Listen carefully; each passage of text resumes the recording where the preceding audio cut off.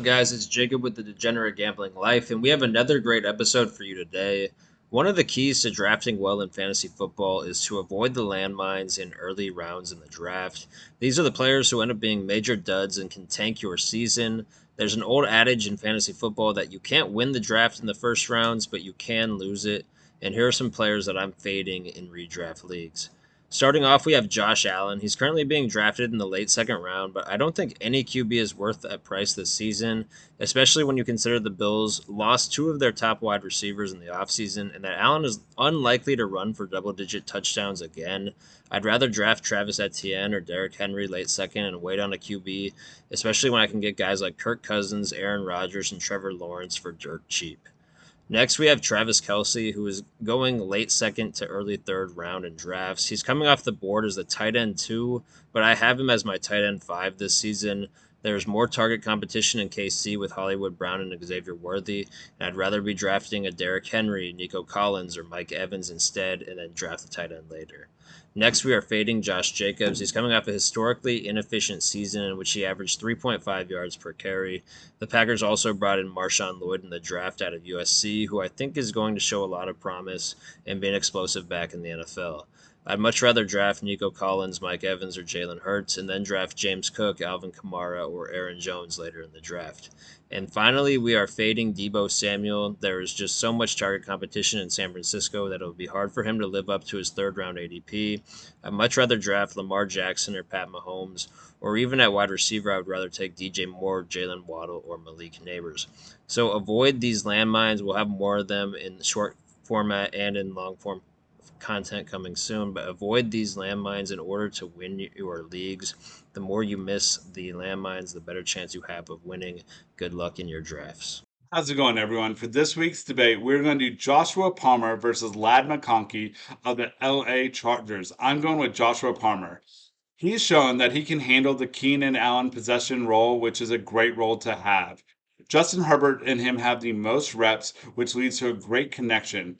Last year, whenever Allen and everyone's injured, he had a great 4 or 5 week stretch. Finally, the third round pick has shown that whenever he does get the volume, he is a great high volume wide receiver and he'll return good value.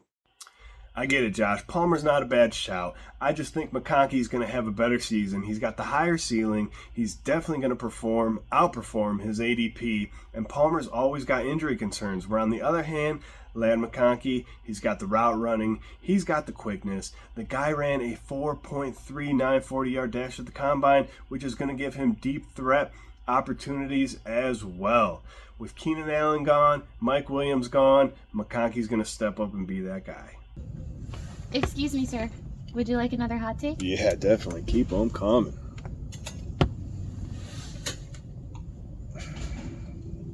Okay, let's jump into our hot takes. Now that the dust has settled with the NBA free agency, LeBron will not win another ring. They don't have any trade assets. The draft wasn't enough. They're not able to do any sign in trades. And finally, LeBron maxed himself out as always. He's very much a selfish GM, selfish player, and he will not win any more rings. Next, the Olympics are boring. I said it, there are some good events, but overall, the Olympics are boring. Finally, ESPN app. It is terrible. All right. Do not use it for fantasy sports, specifically fantasy baseball or fantasy football. They're just terrible app. Use Underdog, use Sleeper. That's a great one. Use Yahoo. Heck, I think that's the only thing keeping Yahoo alive anymore is this fancy app. But do not use the ESPN app. It is terrible for your fantasy football season.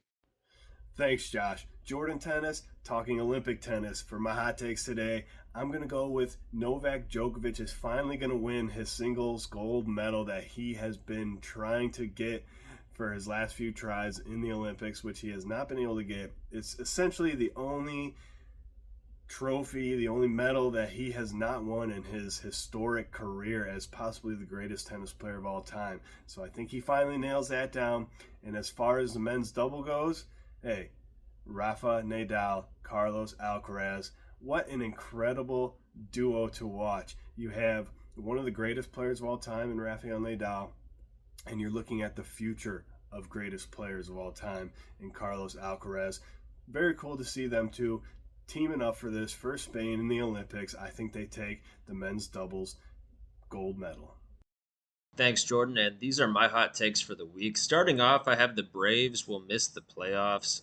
What started off so promising for the Braves has gone down in flames, mostly due to injuries, and Ozzy Albies recently breaking his wrist does not help at all. I like the Braves' long-term future, but this season I think the Padres and Mets are both coming on hot, and even the Cardinals I like with that experience on the pitching mound. For those reasons, I think the Braves will tail off and miss the playoffs. Moving on to football in the AFC North, the Bengals will come in last place in the AFC North. I know they're a popular pick to win the division, but the Steelers and Ravens really did a lot to strengthen their teams this offseason, and the Browns also improved on defense. The Bengals are by far the worst defense in this division, and I don't know if their offense will make up for it in this rugged AFC North where the offenses are all pretty close, but the Bengals are the outlier on defense, and for that reason, I think they will come in last. My hot take this week is Jordan Love got paid, and it was completely deserved. He wanted Joe Burrow money. They asked, what did you do to get Joe Burrow money? $55 million on average a year. Then Trevor Lawrence is also getting paid $55 million a year. It was always going to happen. The Packers were always going to pay him. They went all in on him when they drafted him, and they are going to continue to work with this franchise quarterback because they know what this franchise quarterback can look like. He has done great in the last half of the season. 18 touchdowns, 1 interception in the last 8 games. Phenomenal. The only person that's happier than Jordan Love and all Packer fans getting this deal done is Dak Prescott, because Jerry Jones needs to make a move and get this man his money.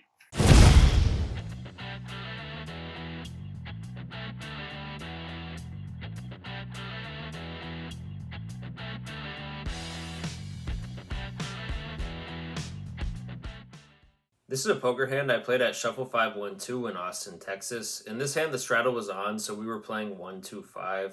Action folded to me, and I raised in middle position with 9-8 of spades to $20, and only the straddle made the call.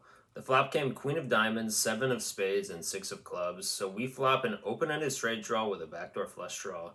The straddle checked, and I bet $30, and he made the call.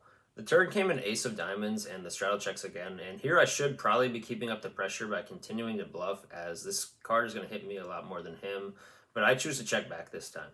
The turn comes the Queen of Clubs, and he checks for a third time, and I think we have the green light now to go for the bluff. This is kind of the perfect card for our range. If you think about the hands that we would bet flop and then check turn, it's going to be a lot of King Queen, Queen Jack, Queen 10 that are scared of the ace. So I go for the bluff here for $100, and he tanks for a while and makes the fold, so we get this one through and win the nice pot. Next hand was a hand from the same session, but the straddle was not on. The under the gun raised to 17, the low jack called, and I woke up in the cutoff with King 10 of hearts. I could go either way here, but since the opener did raise from under the gun, he should be pretty tight, so I just make the call, and both the blinds call as well. The flop comes Jack of Diamonds, 6 of hearts, 7 of hearts. So we flop the second nut flush draw with 1 over. Action checks to the low jack who bets 45, and I make the call and the other players fold. The turn is the 5 of spades, and he continues for $50, and here I think I need to be raising and rep 8-9, as I think when he takes this sizing, he's betting more for protection with a top pair or 2-pair type of hand. I think if I go to 200 here, I could get him to fold or at least get him off on the river by going all in, but I do continue as a call here, which I think is a mistake. The river comes the 8 of clubs, bringing in a one-liner to a 9, and now he checks. Here I decide to rep the straight and bet for 200. He tanks for a couple of minutes and makes the call with ace-jack to beat us. Nice call by him. Unfortunately, we lose this one. Okay, we are playing 1-2 at Windstar, and we have 9-7 of clubs and the low jack.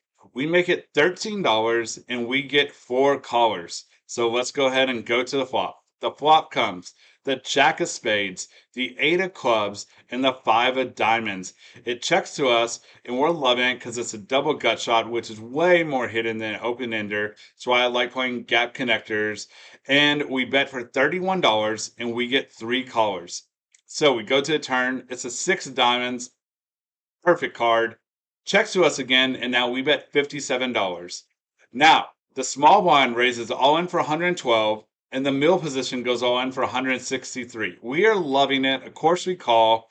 The river's a 5 of spades, and the small blind had ace jack of diamonds, and mill position had 8 6 of hearts. So we scoop with our straight, and glad that they faded their boat and flush draws. Okay, still playing 1-2 at Windstar, and this time we look down at king jack offsuit from the cutoff, and we make it $11. This time we get 3 callers, so we go to the flop. The flop is the king of hearts, the 9 of hearts, and the 7 of diamonds. It checks to me, and I bet $23. And the only caller is this really tight player that was under gun +2. So I didn't love the him calling. The turn is a 4 spades, ungun +2 checks, and now I go for some pot control, and I check back. The river is a 4 of clubs. Now the ungun +2 leads for 80. Alarm bells are going off. But I did check for pot control, and I make the call. And of course, they have king, queen of spades, had me pipped. They win. I tap table, say nice hand.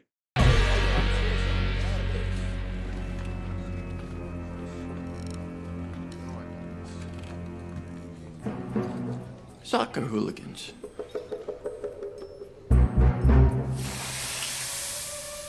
Welcome back to an Olympic edition of the Added Minutes. We're speaking strictly women's soccer in this one, and it has been a wonderful tournament for the United States women's national team with new coach Emma Hayes only in her 6th match as the team's coach, taking over in July, and it has been a phenomenal start for them. They've won both of their first matches. They dismantled Germany 4-1. They beat Zambia 3-0.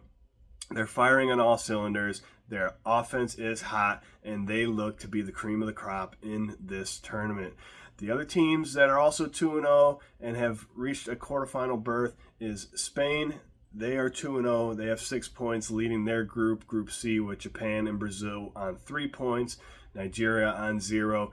Group A has Colombia, France, both on 3 points. This is interesting because Canada's women's national team, they are also 2-0, just like Spain and the United States, but they are on 0 points. Why are they on 0 points? Well, there was a cheating scandal that happened. They were actually using drones to film other teams' practice sessions, closed-door practice sessions, and they were deducted 6 points for getting caught doing that. It's pretty crazy. The coach went home. The coach left the team, went home. I think there was a couple other people on their staff that were also sent home, kicked out of the Olympics. This is pretty crazy. And it was also admitted that this had happened before in previous Olympics, in previous tournaments, that this is something that Canada has done. So this might be something that's looked into a little further, but it's wild that this is happening in the Olympics on one of the biggest stage for women's soccer in the world, and Canada is blowing it. They can still advance. It's very unlikely. They do need to win, and they need some help with other teams losing. So we'll see if Canada is able to pull it off. But like I said, USA, cream of the crop in this one. They should win. They should absolutely dominate the rest of the way. Emma Hayes is doing a great job with them, and we look forward to seeing more domination by the USA in the whole of the Olympics. Let's go USA. Okay, time to talk a little fantasy baseball. And with the trade deadline here, this is actually the best time to get closers when people are jumping around and trading their closers. So here's a few players to look out for. First, Luis Garcia, relief pitcher, LA Angels. He's available in 91% of leagues. So far, he has 5 wins, 4 saves, 40 Ks, a 3.71 ERA, and a 1.71 whip, but all those numbers have been getting better. Next, we have Tyler Ferguson, and he's only available because their stud closer has a broken hand. But Tyler Ferguson, relief pitcher, Oakland Athletics, available in 94% of leagues. He has 2 saves, 27 Ks, and a 3.80 ERA, and a 1.01 whip. Finally, Hunter Harvey, relief pitcher, Kansas City Royals. He's available in 58% of leagues. He has 2 wins, no saves, 52 Ks, a 4.15 ERA, and a 1.28 whip, but those numbers have been getting better, and he looks to be the best option of a terrible Kansas City Royals bullpen. So if you need help and you're needing saves, these are some people for you to target off the waiver wire. We want to take this time to thank you guys so much for watching all the way to the end. If you haven't yet, please hit that like, leave a comment, or subscribe. We will be in Vegas August 20th through 24th, and we're planning on having 2 meetup games. One will be a fantasy football draft and meetup game on August 23rd at Mandalay Bay. The House of Blues is where we're going to have the fantasy draft, and then we'll play poker afterwards. Also, check out our website, get some for yourself or for someone you care about, and we'll talk to you guys next week.